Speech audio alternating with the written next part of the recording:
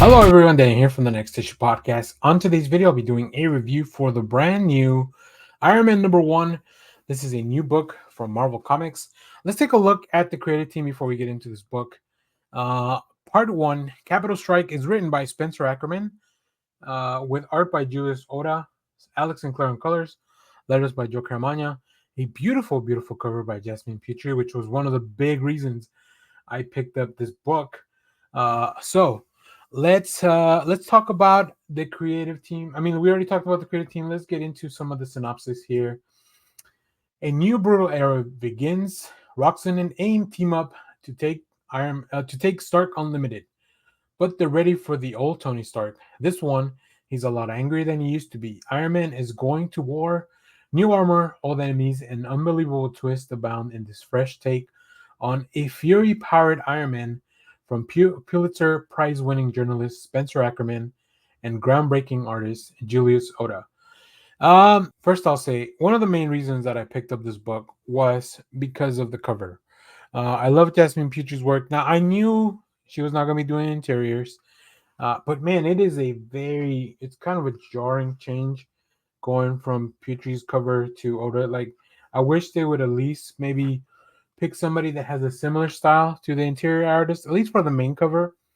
Now, I haven't read much of Ackerman's stuff, and I kind of like where the story is going. The big issue for me is that we kind of just did this with Iron Man, uh, where he loses his company, and there's a hostile takeover, right? Fei Long just did that to him in the previous series. Uh, and who is the man without the armor and all this? Like, I don't know. I feel like this just happened. Like he literally gets his company back in the first few pages and then loses it again by the end of the issue. And I don't know. Like, I wish the story had been a little bit more just a bigger contrast from what we just had done. Now this is just the first issue, and I do know that sometimes writers coming in from different media, they don't adapt to comics very quickly, right?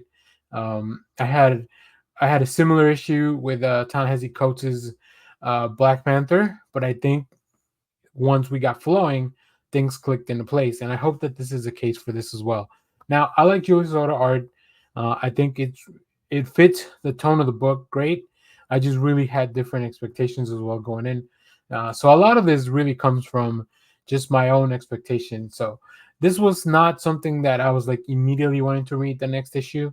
I think there's some interesting aspects to this story, but the change in Tony is very jarring from the first page where we see him to the end of the book.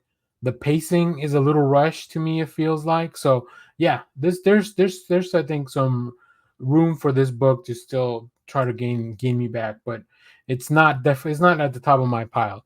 Like I said, not that doesn't mean I don't like it. I don't think it's a bad comic book. I just think it doesn't. I'm not maybe not the right audience for it.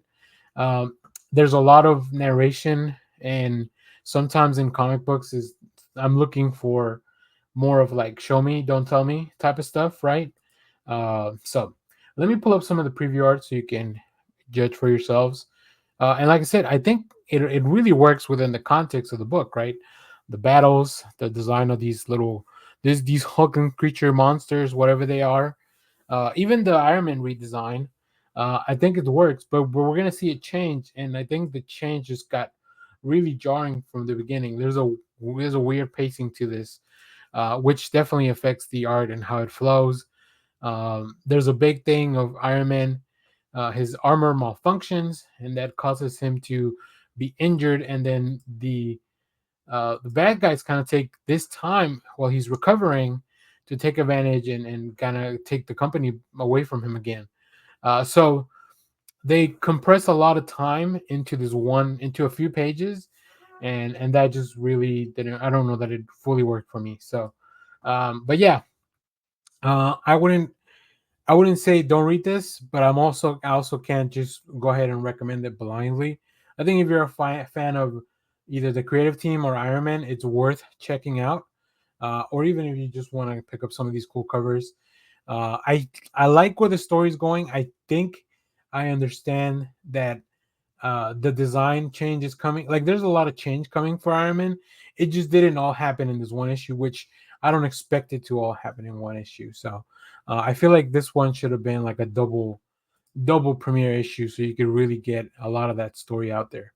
But either way, let me know what you thought about this one down in the comments. As always, thank you for watching, everyone. Remember to share, like, subscribe, hit the bell so you know when we go live. That is most Saturdays, 10 a.m. Central Standard Time.